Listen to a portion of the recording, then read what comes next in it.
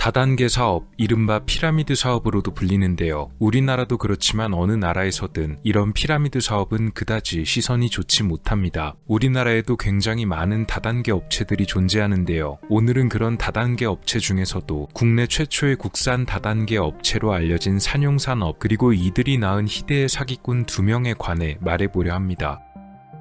산용산업의 설립에 관해서 이야기하기 전에 한국에서 자생한 다단계 사업이 어떻게 시작되었는지에 관해 먼저 간략하게 설명을 드리고 넘어가야 할 것 같습니다. 1980년대 초중반 연쇄점이란 사업을 시작한 이가 있었습니다. 연쇄점이란 지금의 체인점과 비슷한 개념으로 본사가 존재하며 그 밑에 다수의 점포가 있는 형태입니다. 이 연쇄점 사업을 국내에서 운영하던 사람 중에는 유지광이란 인물이 있었습니다. 아마 드라마 야인시대를 보셨던 분들이라면 이 유지광이란 사람의 이름을 기억하실지도 모르겠습니다. 유지광은 이른바 동대문 사단 그리고 이정재와 함께 동시대에 활동했던 한국 조폭계보의 원로 멤버 중 한 명입니다. 이정재 그리고 동대문파가 이런저런 사정으로 와해되면서 징역을 살고 출소한 유지광 역시도 다른 길을 찾아보게 되는데요. 그런 그가 눈을 돌렸던 곳이 바로 일본이었다고 합니다. 일본에 건너간 유지광은 제1계 출신 야쿠자를 통해서 야쿠자들이 벌이던 몇 가지 사업들에 관해 배우게 되는데요. 이런 야쿠자들이 가지고 있던 몇 가지 사업체들 중에는 앞서 말씀드린 연쇄점 사업도 있었습니다. 유 씨는 이 연쇄점 사업의 구조를 눈여겨본 뒤에 한국으로 돌아와 연쇄점 사업본부를 차렸습니다.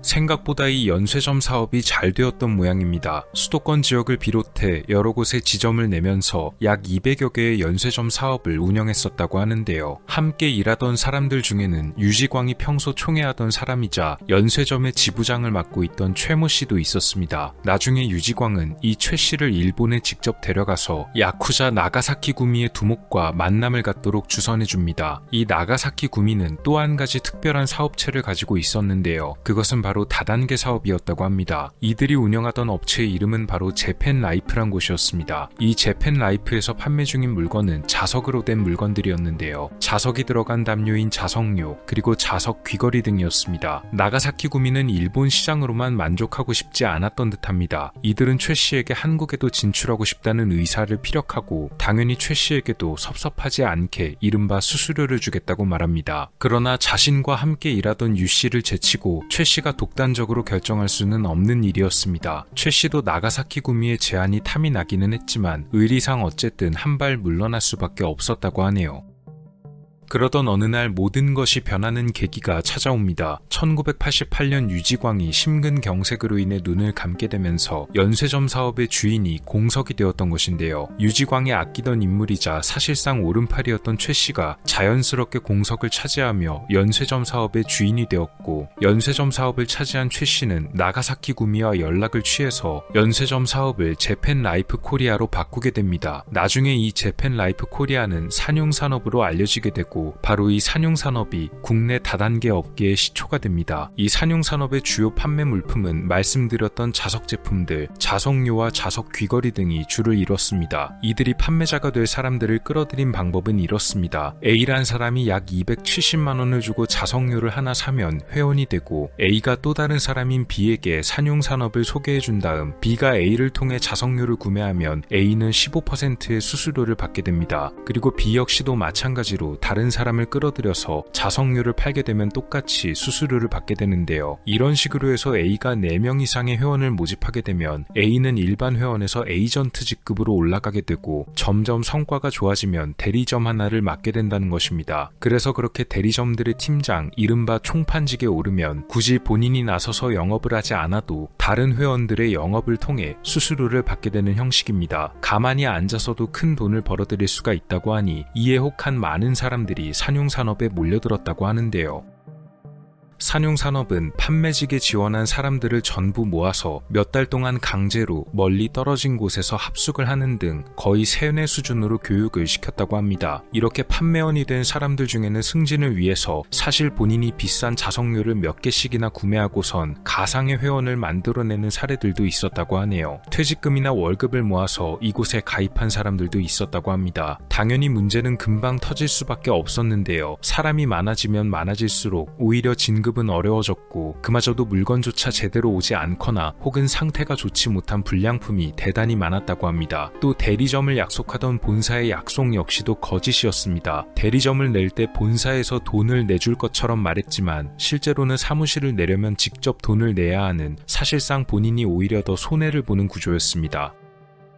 여기서 조금 황당한 에피소드가 하나 있는데요. 자석류나 자석 귀걸이 등을 구매했던 사람들이 제품의 불량을 신고하기 위해 본사 고객센터에 문의를 하면 직접 고객의 집으로 직원을 파견했다고 합니다. 황당한 것은 이렇게 파견된 직원이 제품에는 문제가 없고 오히려 고객에게 문제가 있다는 궤변을 늘어났다고 하는데요. 문제는 이 직원들은 고객이 제품에 문제가 없습니다라고 스스로 납득을 할 때까지 나가지 않고 버텼다는 것입니다. 결국 지친 고객들은 제품에 문제가 없다고 인정해야만 했고, 그렇게 인정을 받고 나서야 직원들은 돌아갔다고 하네요. 이렇게 지금은 상상조차 하기 힘든 이런 주먹구구식의 일처리도 사실상 이 사업이 원래 야쿠자들의 사업이었고, 그래서 한국에 건너올 때 영향을 많이 받았기 때문으로 보입니다. 결국 산융산업의 문제는 나중에 뉴스로도 보도가 되었고, 피해자와 피해 금액이 기하급수적으로 늘어나자 사장인 최 씨가 구속을 당하고 징역을 살게 되었습니다.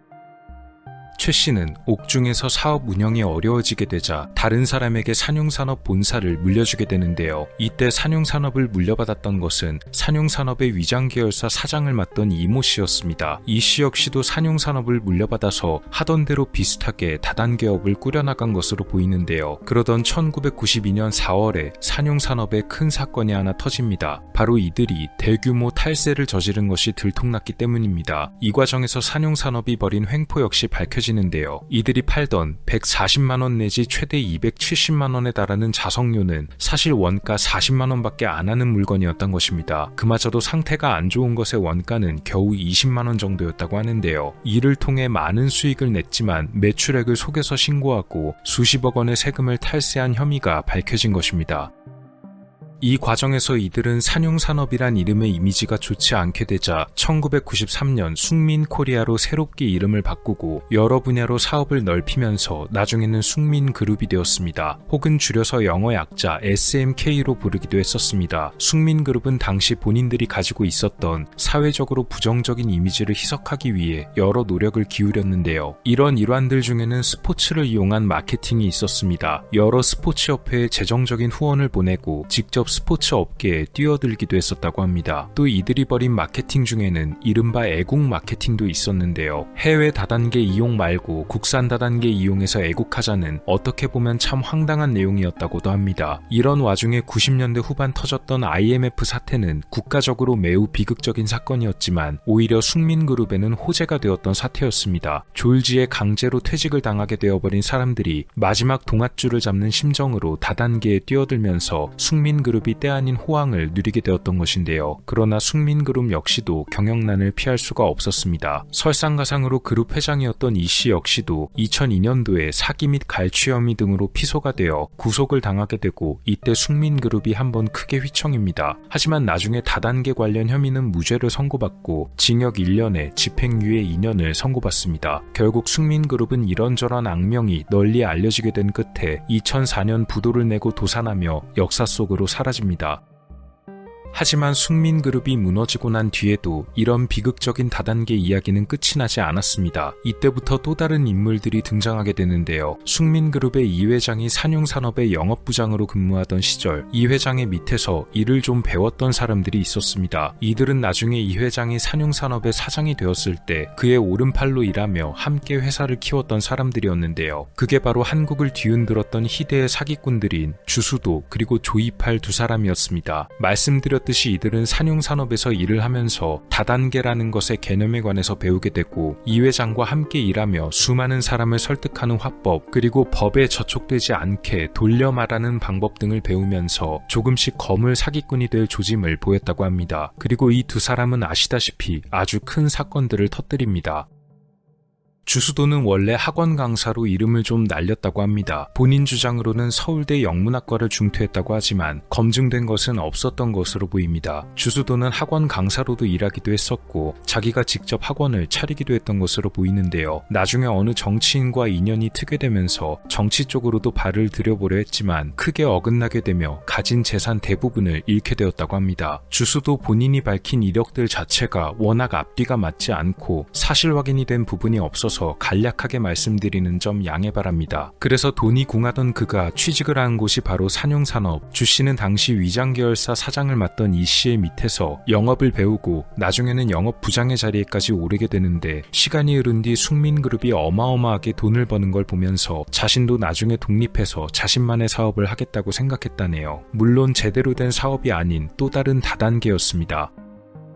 주 씨가 초기에 차렸던 다단계 업체는 좀 특이한 업종이었습니다. 일영 인터내셔널이란 이름으로 회사를 차렸는데 이들이 판매하는 품목은 다름 아닌 컴퓨터였습니다. 한창 컴퓨터를 구매하는 사람들이 많기도 했었으니 주 씨 나름대로는 꽤 머리를 굴렸던 셈이었는데요. 하지만 그의 다단계는 생각처럼 돌아가지 않았습니다. 다단계 사업은 원래 원가가 아주 싼 물건을 비싸게 팔아서 그로 인해 얻는 수익을 통해 이익을 극대화하는 방식인데 컴퓨터는 그런 점에선 좋은 상품은 아니었기 때문입니다. 원가도 그렇고 또 독점력이 좋은 상품도 아니었으니 다른 좋은 회사 컴퓨터나 본인이 직접 만드는 조립 컴퓨터를 놔두고 굳이 비싼 주씨 회사의 컴퓨터를 살 이유가 없었던 것이죠.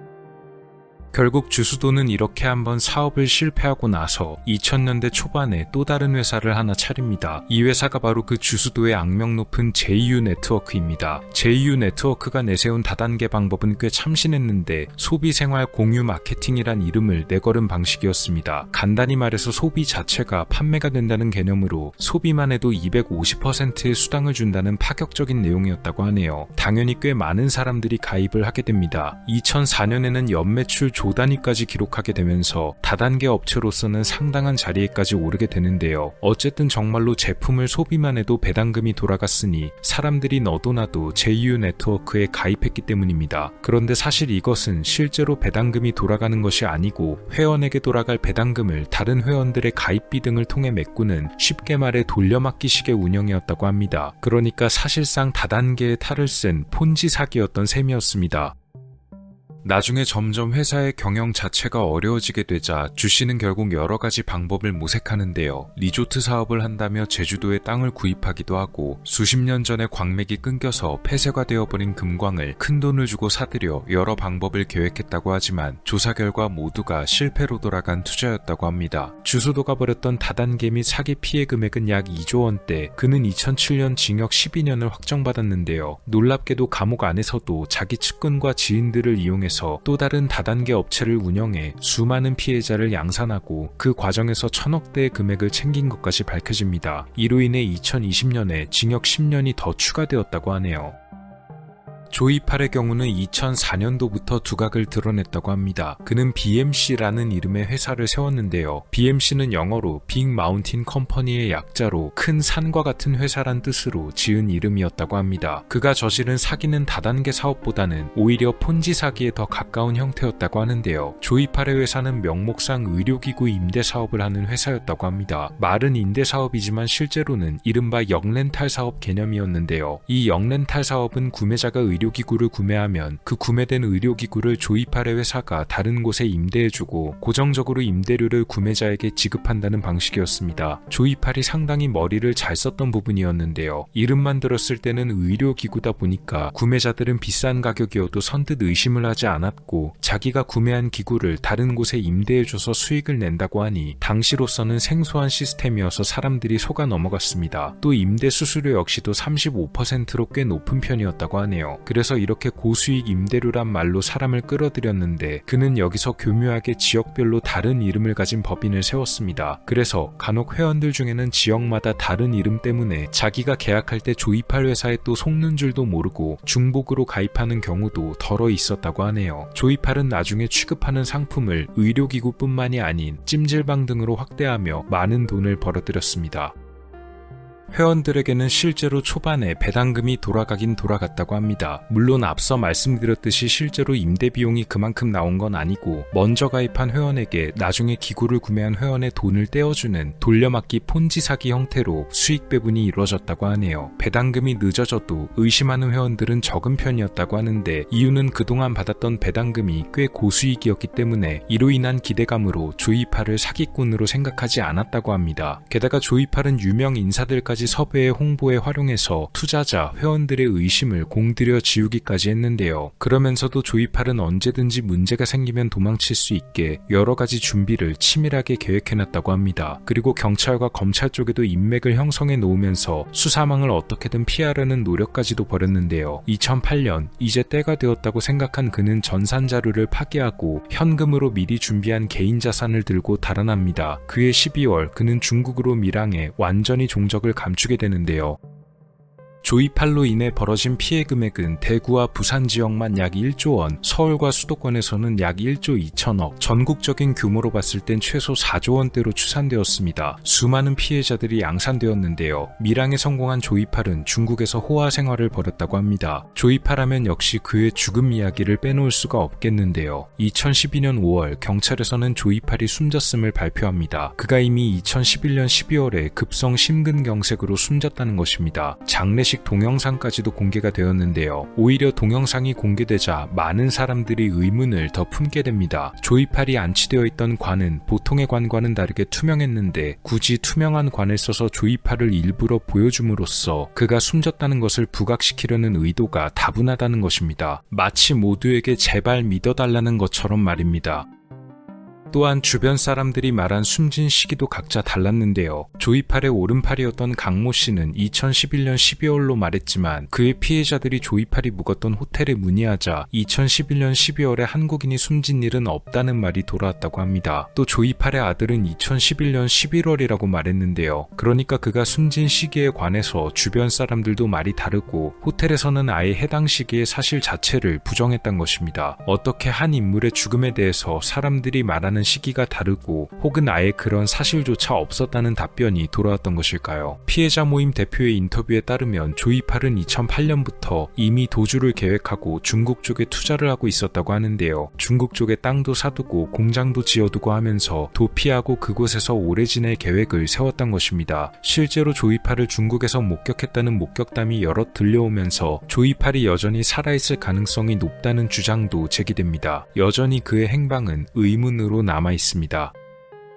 원로 조폭부터 시작해서 조단위의 피해 금액까지 만든 희대의 사기꾼 2명을 탄생시킨 산용산업, 물론 다단계 사업도 여러 가지가 존재하지만 국내에서 자생한 최초의 다단계 업체라는 점과 사라져도 사라지지 않는 끝없는 범죄를 만들어낸 것이 정말 전설의 악덕 다단계란 수식어가 아깝지가 않아 보입니다. 한국 역사상 최악의 다단계 업체 산용산업 이야기였습니다. 오늘 미스터리 어떠셨나요? 영상을 재밌게 보셨다면 채널에 방문하셔서 더 많은 영상을 시청해보세요. 미스터리 큐브였습니다. 감사합니다.